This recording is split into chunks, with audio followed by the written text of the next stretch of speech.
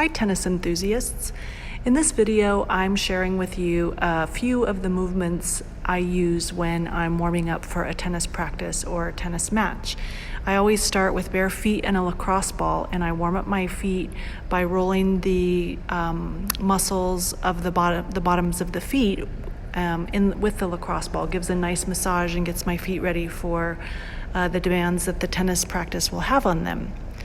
I usually also always go barefoot and do some type of balance practice before I play as well. So here you see me on a soulmate. You can also do any type of balance training on the ground without anything at all, or on a rolled up towel. But this is really great for getting your focus and your brain ready and your whole body ready for what's about to come. And any type of balance training, as a fun fact, increases the neuroplasticity of your brain and increases your capacity for learning. Then I'll do some type of whole body sort of twisting and stretching, and this is like a modified hang if you don't have something to hang on, but I usually try to stretch out and get into a nice deep squat as much as I can and stretch all the arms out. Then if you have something to hang on, this is really great because hanging gets a passive hang or an active hang gets your shoulder girdle and your torso really happy and ready to swing a tennis racket. So I usually try to do some type of hang practice before I head out to the courts.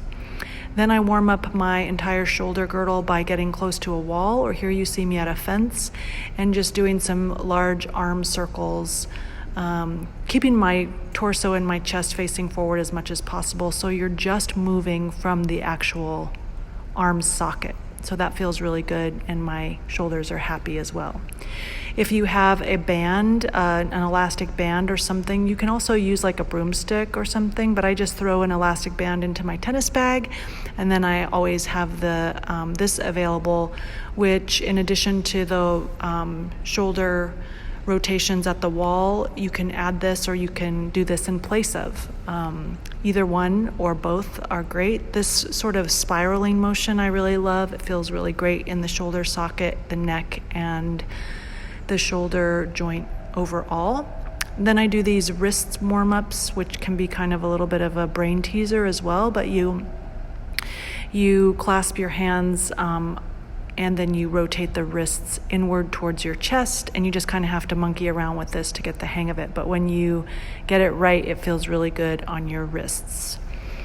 So then I will do a little bit of cardio warm-up, and I try to go in different planes. So I'll do some squats just to get the hips moving, and then I will do some forward and backward hops, which kind of nice to get the hips jumping and the legs and the knees and the ankles ready to move. I try to go pretty light in the beginning, and then I will do just some squats in between, and then I try to get some out of the sagittal plane. So I try to go from side to side, mimicking as much as possible without actually doing some tennis footwork, just kind of getting some big body play in. And I always do a few modified Cossack squats, just getting my knees moving in and outside of the sagittal plane or the front to back plane. So I really like doing some type of Cossack squat or side to side movement with my knees, real gentle, and then increasingly higher intensity. I always just love a good scissors or pyramid stretch and putting my head on my knees or whatever feels good at the time.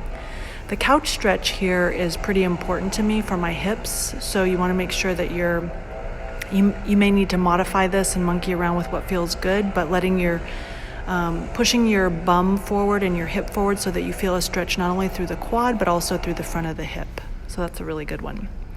Then I usually do this one barefoot, but if not, in your tennis shoes is great, just warming up the toes and the ankles. And then if this is available to you, just gradually, little by little, sitting in this bent knee position, putting your hips in between your heels if possible. If this isn't possible, you just modify for whatever feels good, putting something underneath your bum or between your legs, and just giving this a go to get the quads and the hips a little bit looser. And over time, it's probably taken me a few years to get into this position comfortable, but you can lay all the way back and it feels really good. Then I do a little jump rope, and this is just a little bit of plyometric warming up, get the heart rate up and get the body ready for going into a tennis match or battle, and just getting overall body readiness. So that's the warm up. I hope you enjoy it. Ciao.